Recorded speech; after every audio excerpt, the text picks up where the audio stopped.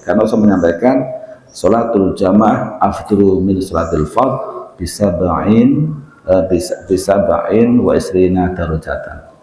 Berarti sholat jamaah itu melebihi sholat sendiri 27. Tapi sekali lagi falatu akharu'an, jangan diakhirkan. Biasanya wah males musik itu bukan enteng, tambah abot. Nah bukan percaya dengan bisa santai turun-turun, tambah tangi tambah abot, gimana? Tambah abot, tambah enteng, boten tambah abot. Terus sebagai sholat langsung kita lakukan, jamaah langsung saya, karena banyak fadilah di situ. Orang-orang yang sergap jamaah insya Allah sehat, amin Allahumma amin.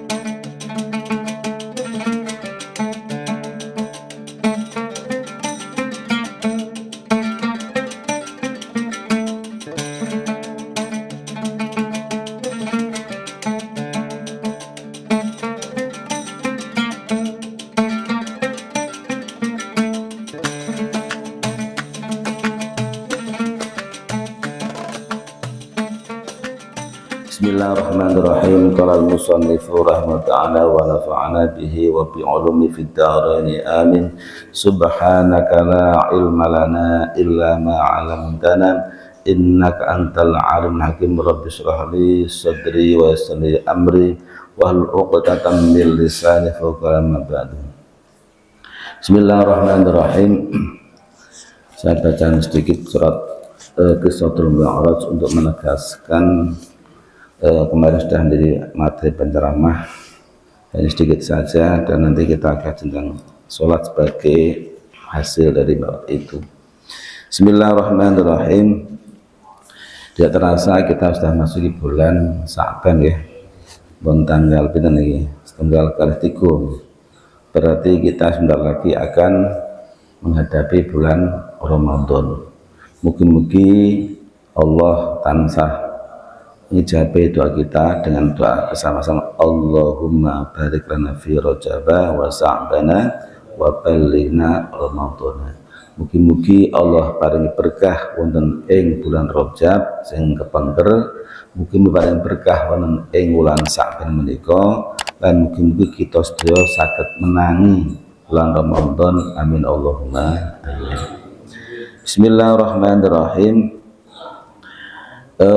Dalam Qissatul Mi'raj ini yang dikarang dening Al-Imam Al-Arifillah Abil Barakat Sayyidi Ahmad Ad-Dardiwi cukup detail disampaikan. Saya hanya menyampaikan 3 hal poin penting dan menegaskan apa yang disampaikan beliau kemarin. Di dalam kita disampaikan Fabi Nabiyu sallallahu alaihi wasallam fil hajar indal bait mutajji'an. Jadi secara kronologisnya dalam kitab disampaikan satu saat Rasulullah itu sedang duduk leleangan mutajji'an baina rajulaini, di antara 2 laki-laki. Ada yang mengatakan lain itu banyak madhab atau banyak pendapat, tapi intinya beliau sedang bertiga. Berarti id atahu Jibril wa Mikail, tiba-tiba datanglah malaikat Jibril dan Mikail. Wa ma'ahu malakun akhir, menurut kitab ini ada malaikat yang lain yang tidak sebutkan namanya. Fahtamaluhu hatta jabihi Zamzam fastalqahu ala dhuhrihi fatawalanhum Jibril. Kemudian setelah itu mereka membawanya sehingga pada sampai air Zamzam. Memang kalau Hajar atau Hijir Ismail itu ya berdekatan dengan sumber Zamzam itu. Wa tawallahu minhum Jibril wa firatan.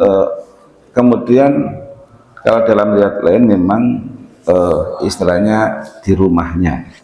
Kemudian datanglah Jibril sama. Yang intinya adalah kemudian mereka bertiga, malaikat Jibril, Mikail dan malaikat yang lain itu kemudian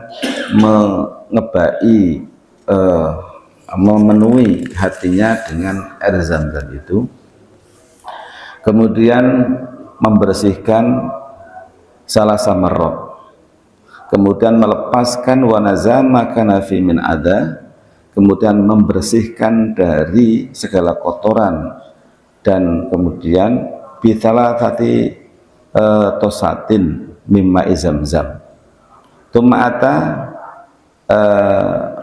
bitostin min dahabin mumlain hikmatan wa imanan, kemudian dipenuhi dengan hikmah dan keimanan. Fafra fi sudurihi wa malah khilman wa ilman wa yakinan wa islaman, kemudian dipenuhi dengan hilmi arti alias kebijaksanaan, ilmu dan keyakinan serta Islam. Tsumma atbaqahu tsumma khatama baina katafaihi bi khatimin nubuwah, kemudian ditutup dengan khatimin nubuwah.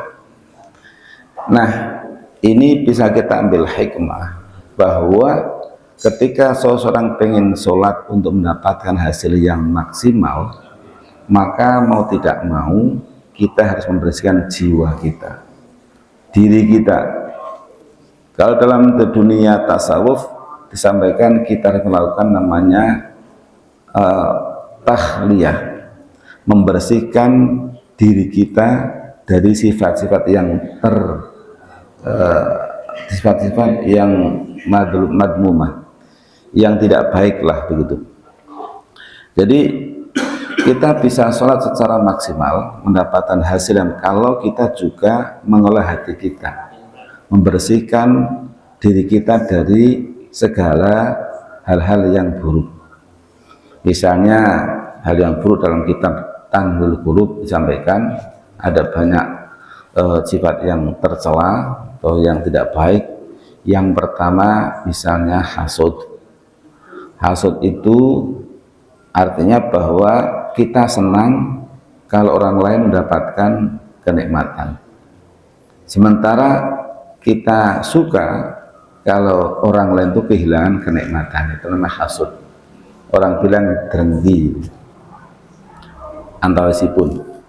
Kemudian yang kedua ada namanya sifat takabur, merasa tinggi, dari kata kabar merasa besar, karena Allah jangan disaingi dengan kebesarannya, merasa takabur, merasa besar, baik karena faktor misalnya hartanya, karena faktor kegantengannya, bahkan karena faktor ilmunya, itu tidak boleh takabur. Nah, ini harus dibersihkan. Nah, kemudian harus diganti dengan sifat yang sebaliknya yang lebih baik. Misalnya takabur ya khudu. Kemudian kalau tadi hasud ya lebih pada banyak bersyukur, misalnya gitu. Kemudian ada lagi sifat misalnya bakhil, itu termasuk yang tercela. Kemudian ada sifat ujub. Ujub itu hampir sama dengan takabur, tapi lebih pada membanggakan dirinya sendiri. Jadi orang lain tidak merasa bahwa dia pamer kekuatan, kekuasaan atau harta yang, tapi dalam diri orang itu ujub, merasa bangga diri. Maka kita harus kembalikan semua pada qul huwallahu ahad, Allahu samad, dan seterusnya. Kemudian sifat-sifat yang istilahnya itu sering berbuat maksiat. Allah melarang sesuatu justru dilakukan, Allah memerintahkan sesuatu justru ditinggalkan. Maka itu akan penting dalam hati kita letakkan bahwa kita sebagai hamba Allah yang senantiasa harus beribadah kepada Allah sesuai pernyataan kita, iyyaka na'budu wa iyyaka nasta'in, dan seterusnya.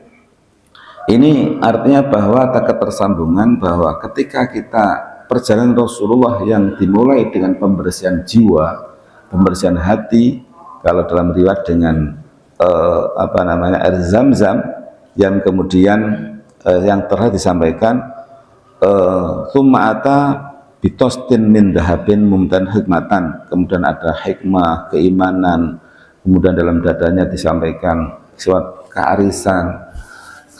Karena apa ini penting? Karena akan menghadap Sang Pencipta. Nah, persoalannya adalah ketika kita sholat itu sering ya mungkin kita alami justru tidak fokus, tapi malah memikirkan yang lain tentang kehidupan ini.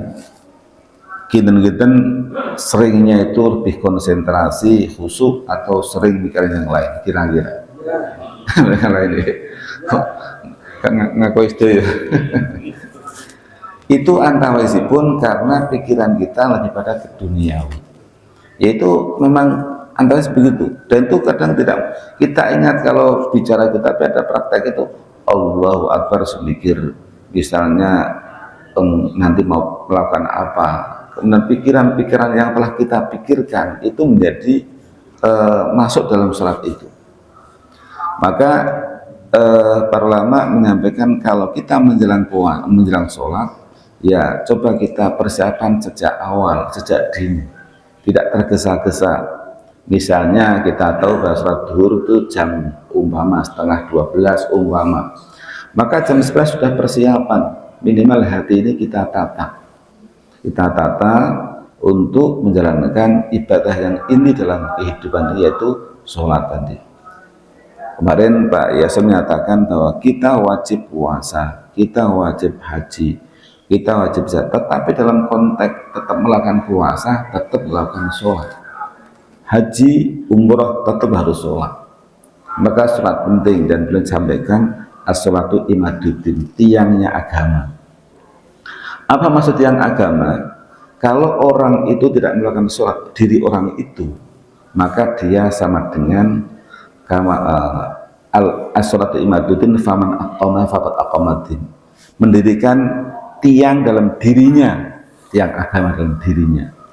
Kalau kemudian meninggalkan sholat, dia akan merobohkan tiang dalam dirinya. Belum menyampaikan kemarin bahwa bangunan tidak tanda tiang maka akan roboh. Kita memegang agama Islam tanpa ditiangi roboh. Maka kita harus pertama diri kita sendiri, anak kita, cucu kita ingatkan harus sholat. Pertama itu penting karena as-sholatu imaduddin itu. Kadang sekarang orang itu banyak menyepelekan tentang sholat ini. Ya karena faktor mungkin malas, karena faktor kurang mendalamnya keyakinan pada sang pencipta yang harus punya kewajiban sholat, atau mungkin pengaruh-pengaruh di luar gitu. Maka kalau kita punya anak, punya cucu, kita upayakan mereka dikala agar pergaulannya itu baik. Begitu bergaul dengan orang-orang yang punya orientasi yang lebih ke duniawi semata, maka itu akan bisa mempengaruhi kondisi kehidupan keagamaannya. Kembali ke masalah inti adalah perlunya kita menyiapkan diri secara mental. Sama dengan kita menjelang bulan Ramadan ini, ketika kita akan dihadapkan dengan satu bulan yang mulia, yang Rasulullah pernah menyampaikan atau melalui para ulama, bahwa ya Rasulullah menyampaikan inna rajaba syahrullah wa sa'bana syahri wa ramadana syahru ummati. Rajab itu bulannya Gusti Allah. Buktinya antawasipun antara lain ya Allah menggelar maghfirah di bulan Rajab itu, Allah juga mengundang Rasulullah untuk mendapatkan wahyu salat 5 waktu. Sementara bulan Sa'ban syahri, bulanku Rasulullah. Memang bulan Sa'ban ini tidak dikategorikan sebagai bulan mulia seperti bulan Rajab, kemudian Dzulqa'dah, Dzulhijjah dan Muharram, dan tentu ke Ramadan sudah lebih dari paling baik lagi. Tetapi harus diketahui bahwa Sa'ban ini sebagai semacam pengantar untuk persiapan bulan Ramadan. Maka pada saat inilah perlu ditata hati kita untuk menghadapi bulan Ramadan yang Rasulullah itu pertama melakukan dengan cara tazkiyatun nafs tadi, pembersihan jiwa dan diri kita. Kita mulai muhasabah. Kemarin sampaikan bahwa dalam bulan Rajab yang mesti harus berkelanjutan sekarang harus banyak istighfar, mawas diri kita. Kita itu muhasabah kira-kira umur kita berapa. Ada enggak yang 30? Enggak ada ya. Rata-rata 40 ke atas ya. 50. Ada enggak misalnya misalnya belasan tuh kayaknya jarang nggak ada. Kita usianya rata-rata kayaknya 50 ke atas deh kayaknya. yang perjalanan kita ya cukup banyak asam garam yang telah kita rasakan. Tetapi coba kita introspeksi diri selama perjalanan ini, kira-kira banyak kesalahannya atau banyak kehilafannya, atau sekiranya umur yang Allah berikan pada kita itu justru banyak untuk ibadah atau yang lain. Kita hitung secara kasar, misalnya ada 24 jam sehari, harus tidur berapa jam minimal? 4 jam, 6 jam, biasanya sehari jam 10 bener. 10, 11, 12, 1, 2, 3, 4. Biasanya ini untuk yang usaha kita sudah agak lama ini. Biasanya itu jam 11 munggah bisa. Anggap aja 6 ini sudah bagus sekali. Nah kalau 6 itu kan berarti masih ada 18 jam. Jangan lupa kerja kantor dan sebagainya. Wis misalnya, tapi kan bisa diselingi dengan ibadah, zikir dan lain sebagainya. Misalnya berangkat masih kerja aktif, itu misalnya mulai jam 8, 9, 10, 11, 12, 1, 2, 3, 4. Ini pun panjang ke 8 jam. 8 jam sampai 14 jam, masih 10 jam. Ya kan, ini untuk apa? Ini murah-murahan, berarti istilahnya 8 jam itu koyo-koyo mau kerja dok. Padahal kan bisa kerja sambil ibadah semampunya, minimal pikir misalnya. Kalau tadi 6 dan itu sampai 14, 10 jam. Nah, kapan atau berapa waktu kita misalnya untuk sholat sunnah, kemudian berapa waktu kita untuk qiraatul Quran misalnya. Tentu ibadah ini ada yang mahdhah, yang sifatnya vertikal, ada yang horizontal, yang sosial, berarti sedekah dan sebagainya. Nah ini kita mau nggak mau sekali harus muhasabah, melakukan introspeksi. Oleh sebab itu di bulan Rajab yang bisa mengucapkan harus banyak istighfar. Astaghfirullah Rabbal baraya, astaghfirullah minal khataya, astaghfirullah Rabbal baraya, astaghfirullah minal khataya, astaghfirullah Rabbal baraya, astaghfirullah minal khataya. Rabbi zidni ilman nafi'an wa wafiqni amalan sholihan.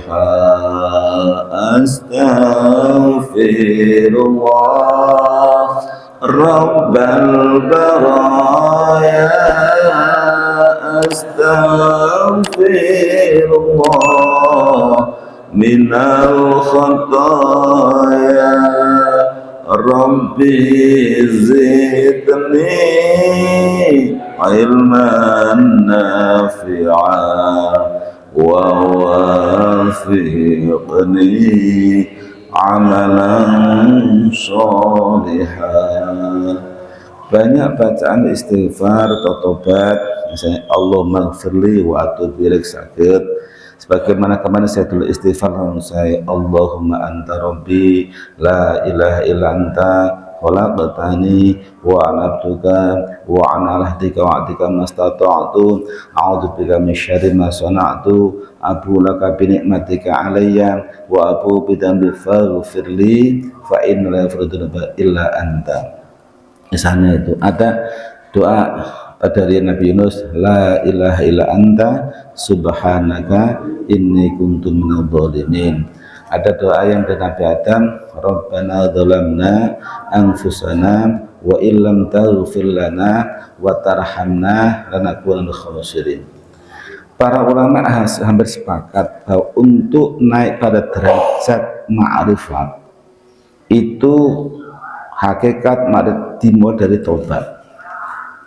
Di berbagai kitab tasawuf menekankan tobat itu sebagai pintu awalnya kita melakukan tahapan-tahapan pendekatan pada yang lain. Nah itu penting terkait dengan tadi yang saya sampaikan bahwa untuk mengarah pada satu sholat yang maksimal kita harus melakukan pengolahan jiwa kita dengan tahliyah, kemudian tahliyah, pengosongan diri dari sifat madmumah, memberi isian hati dan dengan hiasan-hiasan yang terpuji, mahmudah, dan nanti akan ketajam. Bapak yang hormati, maka sekali lagi kita harus mawas diri untuk mulai hati kita orang jengkelan, lebih pada banyak bersabar, tapi sholat harus. Jangan sampai kemudian kita menyampaikan bahwa kan Quran inna sholata tanha anil fahsyail munkar. Tapi kalau tonggo sholat sing kok yo berbuat tidak baik, ya sholatnya tetap harus. Tapi kemudian jiwanya, kemudian tindakannya harus dikondisikan sedemikian rupa. Ya. Jangan sampai mendingan kan nggak sholat. Sekarang banyak orang yang kalau Islam menyampaikan dan istilah macam belah bambu. Belah bambu artinya ya, daripada sholat tetap berbuat maksiat, mendingan rak sholat, yang begitu. Toh yang nggak sholat pun dia akhlaknya baik. Yang baik yang sholat ya tetap berakhlak mulia kan begitu. Atau naudzubillah misalnya daripada puasa tapi masih mau menyakiti orang lain, mendingan nggak puasa tapi itu kurang pas. Tetap harus melakukan syariatnya dilakukan. Sholat, puasa, zakat itu tetap harus dilakukan. Tidak cukup dengan hati-hati ini untuk lebih menyempurnakan ibadah-ibadah kita dalam perbuatan pada Allah dan dalam rangka bermasyarakatan begitu. Kan kadang orang begitu, enggak sholat toh misalnya artinya apik dan sebagainya. Nah kita mengarah ke dua sisi itu. Pertama syariat harus dilakukan, kemudian yang kedua adalah memperbaiki jiwa kita. Atau timur dari jiwa kita lebih baik juga. Kemudian yang kedua, peristiwa yang kedua adalah beliau itu sering mampir di berbagai tempat. Nah, ketika di tempat itu beliau sholat, misalnya ketika misalnya sampai pada hatta balagu ardon data nakhlin faqala Jibril anzil fasolihahuna. Silakan turun ya Rasulullah, kemudian sholatlah fasolihahuna. Fafa'ala tumarukma faqala Jibril adadri aina sholaita ya Rasulullah. Jadi kan ngertos mboten niku kula anjurkan untuk turun sholat niku ten pundi niku. Faqala la aku ora ngerti Jibril. Pokoke medun salat. Qala sholaita bi Thaibah. Jenengan sholat ten Thaibah. Thaibah itu nama lain dari Madinatul Munawwarah. Karena Rasulullah belum hijrah waktu itu, tapi sudah diampiri karena arah dari Mekah ke Baitul Maqdis itu melewati arah dari Madinah itu. Kemudian setelah itu fangtolaka al-buraq ambilnya. Kemudian setelah pada tempat yang lain juga sama anzil fasolihahuna. Kemudian sholat ditanya lagi adadri aina sholata ya Rasulullah. Wah, belum betul ngertos Jibril. Sholata bi Madian, jenengan nabi sholat di Madian. Madian itu daerahnya Nabi Syuaib. Jadi ketika Nabi Musa itu setelah memukul orang Kiptiyah dan meninggal dan larinya kan ke daerah Madian, yang akhirnya kemudian bertemu dengan dua gadisnya atau putrinya Nabi Syuaib dan menikah dengan salah satu akhirnya. Itu namanya dari Madian. Indah syadati Musa. Kemudian perjalanan lagi, kemudian sampai tempat tertentu, kemudian disampaikan disuruh untuk atau dianjurkan Jibril anzil fasoli, jalan turun kemudian sholat. Fa'ala tumarqiba atadri aina sholata la sholata bidurisina. Dengan baru sholat di Turisina. Terus itu termasuk Bukit Sinai kalau kamu mengatakan tempat Nabi Musa mendapatkan wahyu atau 10 firman dari Allah Subhanahu wa taala. Kemudian sampailah pada daerah Fabata kalau Qusur Syam Fakola.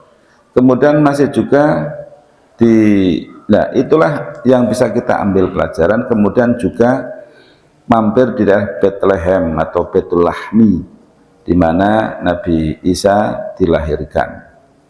Nah, dari perjalanan ini bisa kita ambil hikmah bahwa kita pun dianjurkan banyak sholat, meskipun belum disyariatkan tapi sudah dilakukan oleh Rasulullah. Apalagi dalam perjalanan kita hendaklah sering sholat di mana kita istirahat, kita sholat. Karena apa? Antawisipun dalam keterangan yang lain, ketika kita banyak sholat di tempat yang berbeda-beda, tempat itu akan menjadi saksi bagi kita banyak ibadah di beberapa tempat itu. Jadi kalau ini sampaikan, ojo sampai liren terus pipis tok. Ini karena memang Rasul memberikan itu, mampir kemudian sholat duha boleh, sholat wudhu hangsa, sholat wudhu hangsa, sholatnya lil wudhu sakit, lihurmatil masjid sakit, atau sholat mutlak selama tidak dalam waktu yang dimakruhkan atau diharamkan itu boleh. Cuma kalau di Masjidil Haram Mekah itu boleh sholat sunnah pada subuh, tapi selainnya bukan hangsal. Mula ini pelajaran penting yang kita tangkap adalah kita memperbanyak ibadah sholat kita. Ya, kalau tadi apa itu terkait dengan istighfar misalnya itu untuk mengolah hati kita, itu istighfar itu luar biasa. Karena biasanya orang diuji oleh Allah itu karena akan mungkin untuk menghilangkan dosa-dosa kita. Agar tidak harus dengan ujian ya kita banyak istighfar. Ben resik dulu kan, kalau menerima kan banyak istighfar. Saya pernah menceritakan sedikit di forum ini betapa kedahsyatnya istighfar tadi. Ada seorang yang jadi satu saat tiba-tiba Imam Ahmad bin Hambal, salah satu ulama 4 madhab, urutannya kan dari generasi itu Imam Hanafi, Imam Maliki, Imam Syafi'i, Ahmad bin Hambal ini. Nah, satu saat Imam Ibnu Hambal ini, ya ulama besar, dulu itu Imam madhab itu banyak yang bertahan yang 4 ini. Sampai sekarang itu cenderung yang bertahan 4 ini. Ya masih ada 1-2, tapi yang besar 4 madhab ini. Satu saat beliau tiba-tiba pengen ke kota Basrah. Basrah itu daerah Irak. Wes pokoknya pengen, nggak ngerti tujuannya kan nggak tahu. Akhirnya perjalanan sampailah di Basrah itu malam, ya maghrib isya. Akhirnya beliau ikut jamaah di masjid tertentu itu. Setelah itu beliau pelayangan pen istirahat di masjid masjid sinilah kira-kira begitu. Nah, tetapi kemudian kalau tradisi di Arab itu rata-rata memang sekarang yang satu begitu selain Masjidil Haram dan Nabawi itu ditutup setelah sholat. Nah, mungkin karena faktor malam pokoknya ditutup, pokoknya Imam Ahmad bin Hambal harus keluar, diusir dari masjid itu. Aku tak dulu aku musafir, cara Joni musafir borak sampai lungo, lungo meh tutup masjidnya kira-kira. Terus akhirnya mungkin pelatan untuk ombok sidik metu, baru metu ini terus konan meneh karo marbote niku. Cara tadi batin ya, terus kok cik turun ngene cara jane. Lah kok men istirahat aku padahal ulama besar. Ora oleh kowe ora oleh nek turu. Diusir meneh. Nah, setelah diusir itu kemudian dia dilihat seorang membuat roti itu. Buat roti terus diambil iki cara jane wis mriki mon Syekh. Mriki mawon. Terus akhirnya Imam Hambal itu melihat ini orang ini ketika mau melakukan apa itu baca istighfar, astagfirullah, astagfirullah, astagfirullah. Setiap melakukan apapun istighfar dulu. Ya ada sih orang yang bismillah, tapi orang ini istighfar. Terus Imam Ahmad bin Hanbal tanya, sampean ki ngelakuin ini mulai kapan? Wis suwi, wis 9 tahun. Nah, terus manfaatnya apa? hari ini. Alhamdulillah hajat-hajat kula tersampaikan, alhamdulillah. Menurut penjual roti ini. Tapi nanti setunggal sendiri. Dan apa itu? Aku pengen ketemu sapa Imam Ahmad bin Hambal. Imam Hambal kemudian batin, oh kroyo-kroyo ini mergo dongamu. Donga istighfar aku kroyo tekan kene. Lah meh temu Ahmad bin Hambal dengan istighfarmu itu mau aku tekone ra ngerti tujuane kok ada disaru-saru-saru-sar jebule iki dongamu. Karena banyak istighfar tadi ditemukan oleh Imam bin Hambal yang katanya dia belum terpenuhi dan kemudian pada saat ditemui. Nah, yang saya bisa katakan adalah istighfar itu luar biasa, punya kekuatan luar biasa. Nyatanya hajat tadi terpenuhi padahal dia nggak harus ke rumahnya, dia harus ke sowan, malah Imam Nawawi justru malah tergambar di dagangan rotinya itu. Ini sisi yang lain. Nah, tentu secara umum kita sebagai hamba Allah banyak kesalahan, kehilafan, maka perbanyak istighfar kita, perbanyak tasbih kita, ya doa kita semua sehat, semuanya barokah. Setidaknya kalau kita menyadari itu, Allah tidak sampai menguji tingkat yang tinggi. Ya tetap ada ujian, tapi tidak sampai karena kita istilah dilebur dengan istighfar kita. Kemudian tadi perbanyak sholat itu juga sama, hampir sama manfaatnya. Bahwa orang-orang itu bisa melakukan tingkatan yang tinggi itu karena banyak sholat. Nah, syukur-syukur misalnya kalau sholat tasbih misalnya, ya rada abot memang. Sholat tasbih itu harus siap dengan 300 tasbih ini. Rakaat pertama 75 itu berarti ba'da Fatihah 15, kemudian ba'da rukuk 10, ba'da i'tidal 10, ba'da sujud awal 10, duduk di antara dua sujud 10, betul ya? Kemudian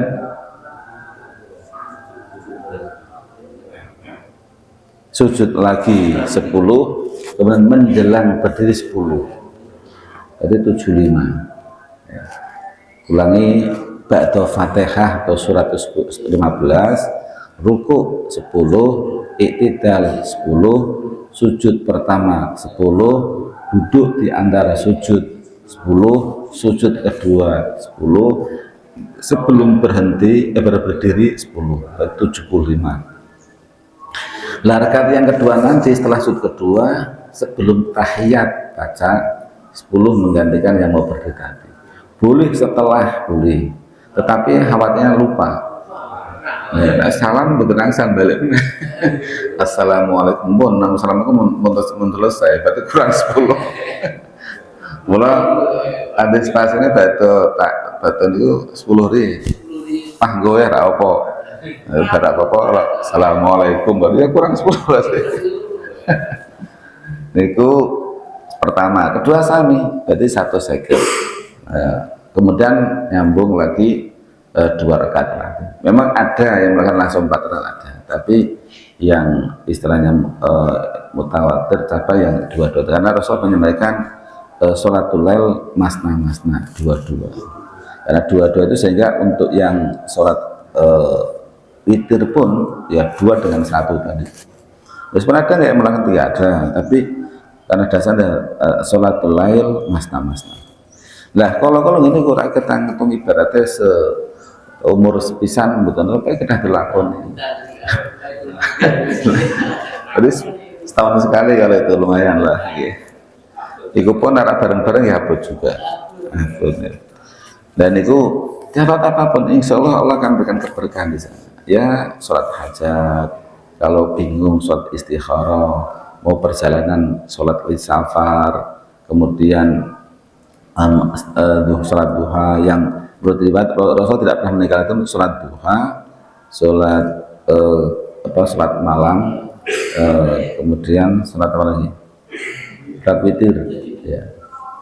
Nah, demikian dengan sholat-sholat yang sunnah untuk maktubah itu juga penting untuk memberi fondasi sholat utama kita, misal sholat duhur.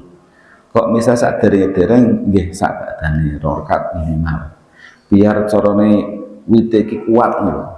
Utawa ana sing kurang sudah ditambal dengan sunnah ini. Kalau subuh kan urutannya itu semua tuh ada setidaknya dua-dua. Kalau kita kuat dua-dua sunnah rawatib niku. Sebelum subuh 2 rakaat, kemudian sebelum duhur 2 rakaat, terus. Kemudian setelah duhur 2 rakaat, ya. Kemudian saya jangan lupa. Kemudian sebelum, intinya 2 rakaat itu nggak apa-apa lah. Kalau paling sederhana, sebelum subuh 2 rakaat, sebelum duhur 2 rakaat, setelah duhur 2 rakaat, sebelum asar 2 rakaat, sebelum maghrib 2 rakaat, setelah maghrib 2 rakaat, sebelum isya 2 rakaat, setelah isya 2 rakaat. Itu kira kalian betul itu. Siro lipat mau menjadi wolu penjuru 16 kalian betul. Kalau iso kabeh di betul kalian betul tak diahnya lah, misalnya karena untuk menyempurnakan sholat fardu kita, untuk melindungi bat pohon itu dilindungi dengan pertahanan yang lain. Nah ini hikmah yang kita bisa ambil, perbanyak sholat itu. Bahkan ada yang punya salah satu kiai di Galung itu, kalau beliau itu sempat nyampe di Masjidil Haram itu sholatnya 100 rakaat. Dodoan itu 100 rakaat. Jadi kira saya salaman ya. Karena memang di Masjidil Haram itu tingkatannya 100.000, di Madinah 1.000. Ini mungkin karena kesempatan dari sholat terus. Tapi memang secara umum itu paling utama tawaf, karena tawaf tidak bisa dilakukan dimanapun bukan di situ. Nah tawaf sendiri kan ada macam-macamnya. Ada kalau nggak salah 5 macam tawaf.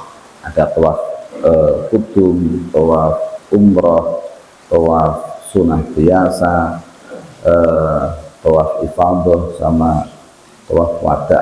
Ada 10 macam tawaf. Itu makanya jangan heran kalau di sana misalnya pada saat isya, misalnya Ramadan, taraweh jalan, tapi tawaf juga jalan, tetap jalan. Begitu orang mau jamaah ke sana penuh, maka kita kalau mepet ya itu tawaf, karena memang tak cukup waktu untuk tujuh, pokoknya anulah saya pengen, karena duduk dimanapun sudah penuh biasanya. Nah nanti kalau kita ada komat langsung di tempat tawaf itu bisa, tapi begitu nanti selesai langsung diusir untuk tawaf lagi, karena tempat tawaf itu diutama untuk tawaf. Mama contoh, saya wah udah telat ini, telat toh. Tempat semua penuh semua, sudah duduk semua. Nah, karena sudah mereka kita jalan.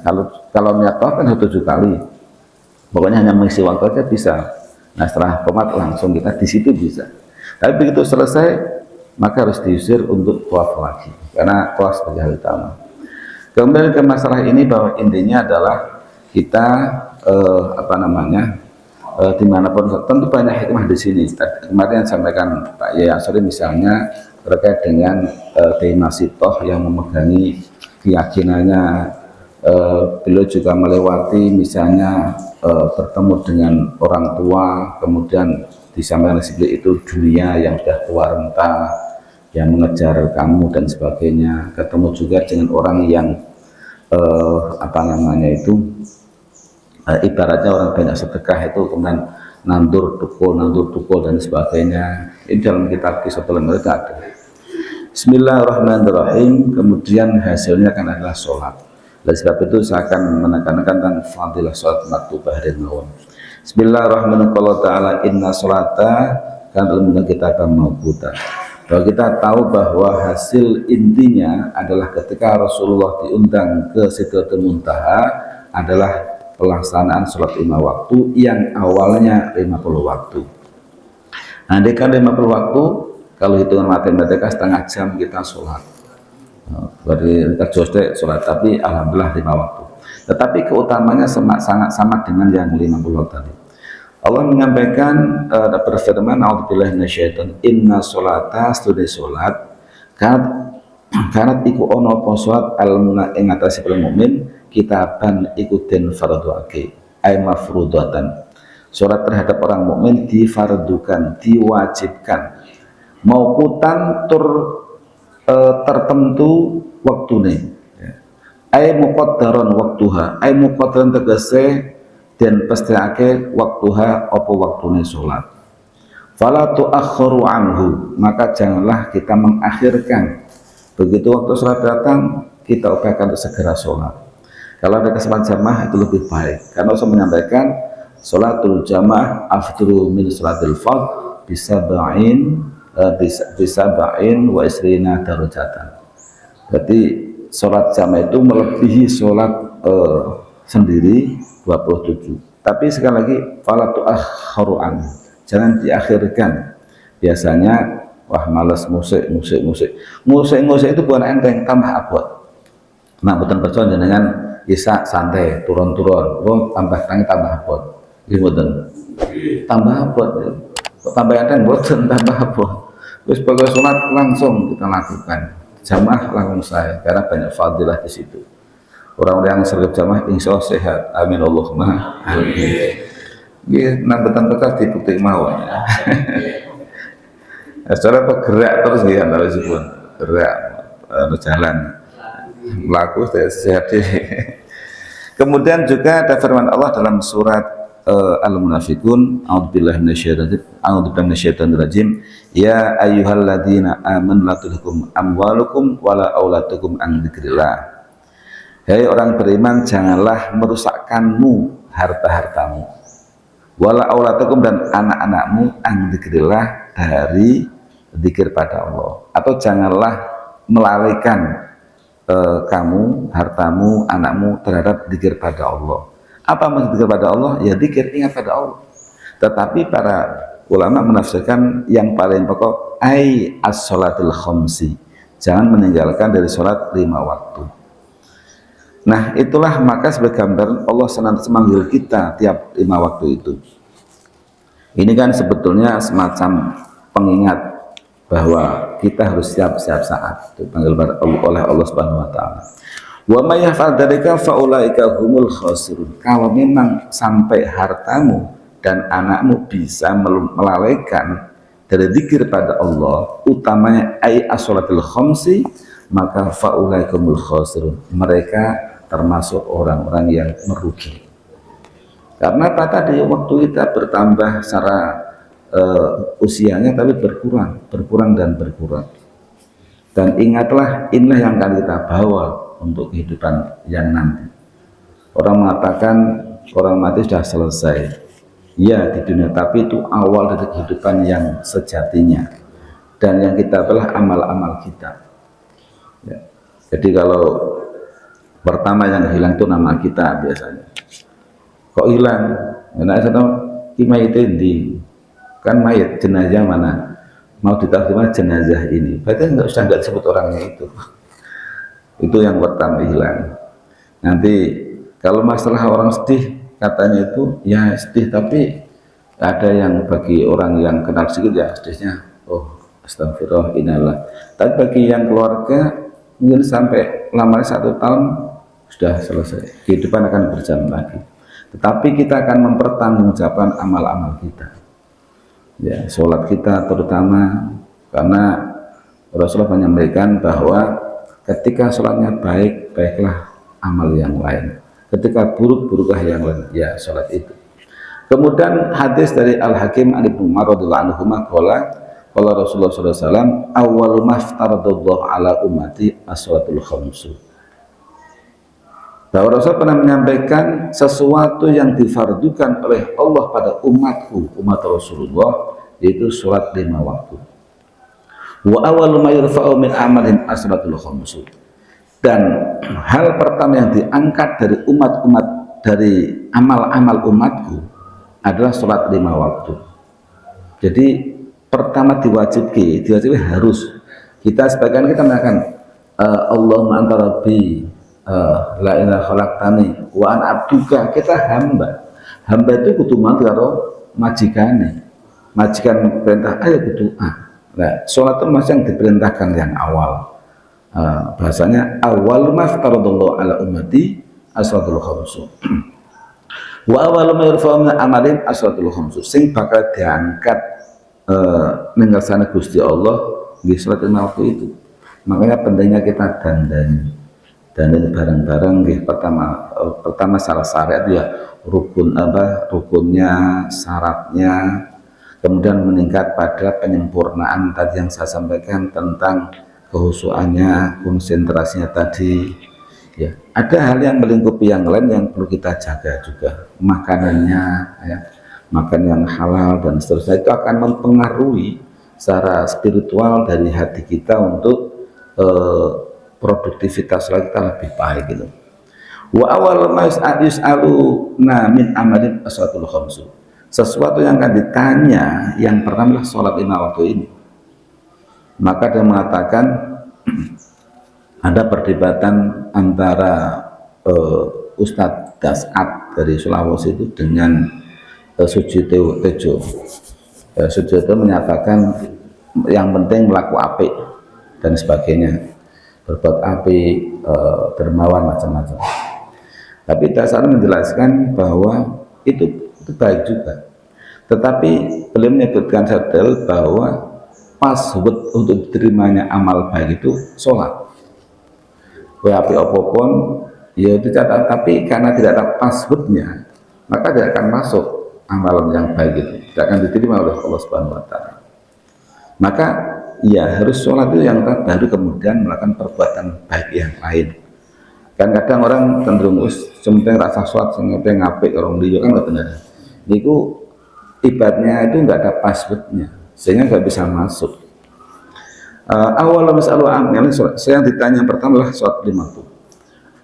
Faman kana doya syai'an minha yaqul tabaraka ta'ala unduru hal tajiduna li ibti' naflatan min sholatin yutimmuna biha ma naqasamnal fardhu. Ini pentingnya sunnah tadi. Ketika kemudian seseorang itu menyia-nyiakan sholat, artinya sholat tidak dilakukan dengan maksimal sesuai dengan ketentuan dan kehendak Allah Subhanahu wa Ta'ala yang sejatinya, faman kana doyya syai'an minha, maka Allah sampaikan ya Allah Ta'ala unduru hal tajidu nali abdadin afdata. Kemudian Allah memberikan pada malaikat, coba temukan adakah dari hamba itu sholat sunnahnya itu, hal tajidu na li abdi naflatan min sholatin yutimuna biha mana qasamul fardhu, yang bisa menyempurnakan kekurangan dari fardu itu. Itu yang saya tadi sampaikan bahwa pentingnya kita sholat sunnah. Allah sampaikan dan mereka boleh demong contoh mungkin nyeten hamba ini prestasi sholatnya rode 4 tok ya Allah bolehin di sunnah Quran. Sunnah ini bisa menyempurnakan fardunya. Nah soal berarti bisa menyempurnakan fardunya tadi. Wang dulu fisyamiati, coba cari puasa-puasanya ya. Sahur Ramadan pada bulan Ramadan gimana, maksimal atau tidak? Fa in kana dhai'a minha fangdulu hatajna bi abdi nafilatan min syamin. Sama dengan puasa juga sama. Ketika tidak sempurna, adakah dia melakukan puasa sunnah yang lain? Tutimuna biha manakusmiya min siyam. Wangduru fi zakati abdi fa inna dhai'a syai'an minha fangdulu hataju li abdi nafilatan min shadaqatin. Zakat juga sama, akan dilihat sedekah-sedekah yang lain. Kalau itu misalnya bisa menyempurnakan kekurangannya, maka bisa peluang diterima lebih banyak. Fayukhadu dzalika ala faradillah ta'ala wa rahmatillah wa tilhi. Fa in wajada fatan mudyan min janib wa qila lahu udul jannah masruran. Maka inilah keadilan Allah. Allah tidak hanya melihat satu sisi saja, akan ada sisi yang lain.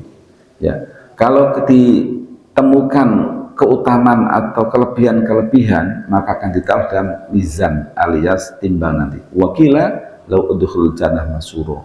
Kemudian akan sampaikan pada orang itu udkhul masalah surga masruron hari bunga-bunga. Wa ilam yujad lahu syai'un dalika umirta bi zabanihi fa khudhu bi zatihi wa rijlihi ta'udbina. Naudzubillah, kalau kok ora ono apapun, ono mung salat compang camping, kalau dalam keterangan lain, nak wong salat iki apik ditampa, nak elek dibalekke meneh. Maka kalau nanti tidak kita sempurnakan dengan ibadah sunnah yang lain, ya bahasanya ya ora ono sing liya, ya kemudian akan disampaikan umirat bizabah, diperintahkan makan zabaniyah untuk mengambil orang itu biyadi wa rijlihi tsumma yudaf bihi finnar, dan akan dimasukkan api neraka. Naudzubillah min dzalik.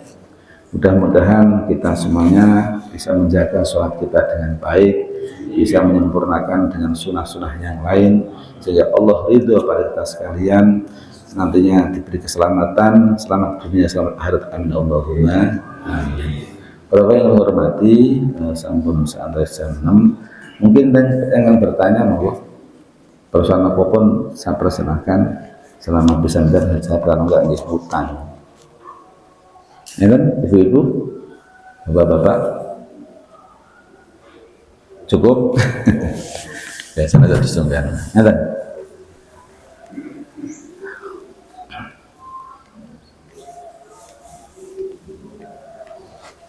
Yang boten, penjelasan si mawon bahwa di bulan Rajab dan Sya'ban sebaiknya banyak kita melakukan sunnah puasa. Ada yang pernah bertanya, bagaimana kalau misalnya ada namanya itu puasa yang dimakruhkan di bulan Sya'ban itu, kalau dalam kitab fikihnya itu pada saat malam tanggal 30, karena ya musyak namanya, mungkin puasa, mungkin tidak, maka tapi setelahnya insya Allah tidak masalah. Ada juga yang menyampaikan setelah tanggal sepertengahan, tapi setahu saya di beberapa kitab itu yang makruh hanya pada saat yang musyak, yaitu pada tanggal 30 Sya'ban, karena itu dikhawatirkan itu sudah jatuh pada sholat pada puasa Ramadan. Yaitu hanya sekilas saja. Cukup dengan pertanyaan? Betul nih, sholat. Allahumma salli wa sallim ala sayyidina Muhammadin sahibil busra salatan tubashiruna biha wa ahlana wa awladana wa jami'a masyayikhina wa mu'allimina wa talabatana wa talibatina min yaumina hadha illa yaumil akhirah. Allahumma salli wa sallim ala sayyidina Muhammadin sahibil busra salatan tubashiruna biha wa ahlana wa awladana wa jami'a masyayikhina wa mu'allimina wa talabatana wa talibatina min yaumina hadha illa yaumil akhirah. Allahumma salli wa sallim ala sayyidina Muhammadin sahibil busyra salatan tubashiruna biha wa ahlana wa awladana wa jami'a masyayikhina limina wa طلبتنا وطالبتنا من يومنا هذا إلا يوم الآخرة tibil qulub. Allahumma salli ala sayyidina Muhammadin tibil qulubi wa dawaiha wa afiyatil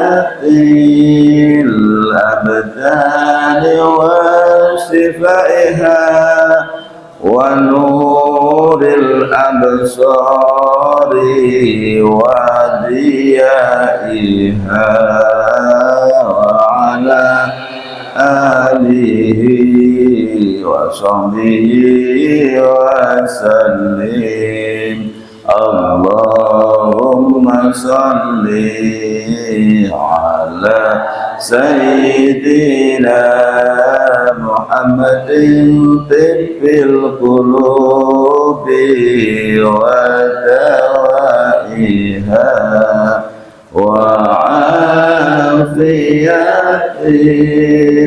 abdani wa shifaiha wa nuril absari wa diyaiha wa ala alihi wa sahbihi wa sallim. Allahumma salli ala sayyidina Muhammadin tibbil qulubi wa dawaiha wa afiyatil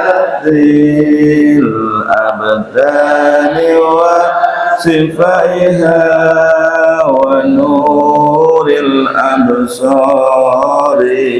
wa diyaiha wa ala alihi wa sahbihi wa sallim. Mugi-mugi ibadah menika kita angsal berkahipun, mugi berkah kita, umur kita barokah, rezeki barokah, salat ilmu yang manfaat, dari putra putri kemudian soleh solehah, mugi husnul khatimah min ahli jannah, selamat dunia selamat akhir allahumma amin. Mugi-mugi surat kita dapat selesai, mugi kita lebih persiapan matang untuk menjelang Ramadan dan Allah menyapanya di Ramadan amin allahumma amin. Bila ilah bisyafaat Rasulullah wa bi karmati awliya wa bi syafaat Rasulullah Al-Fatihah. A'udzu billahi minasyaitonir rajim. Bismillahirrahmanirrahim. Alhamdulillahirabbil alamin, arrahmanir rahim, maliki yaumiddin. Iyyaka na'budu wa iyyaka nasta'in. Ihdinas siratal mustaqim. Siratal ladzina an'amta 'alaihim ghairil maghdubi alaihim waladdallin. Kiranakum maaf ada kalam. Wallahu muwaffiq ila thariq. Assalamualaikum warahmatullahi wabarakatuh. Waalaikumsalam warahmatullahi wabarakatuh.